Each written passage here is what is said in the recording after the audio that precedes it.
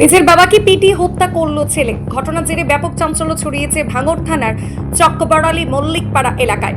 মৃত ব্যক্তির নাম আবেদ আলী মল্লিক। পুলিশ সূত্রে জানা গেছে, বুধবার রাত্রে বাড়িতে কেউ না থাকার সুযোগে নিজের বাবা আবেদ আলী মল্লিককে কোদালের বাট দিয়ে নির্মমভাবে আক্রমণ করে ছেলে রশিদ আলী মল্লিক।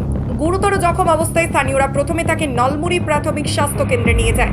সেখান থেকে আশঙ্কাজনক অবস্থায় তাকে কলকাতার SSKM হাসপাতালে রেফার করা হয়। রাতেই সেখানেই মৃত্যু হয় আবেদ আলীর।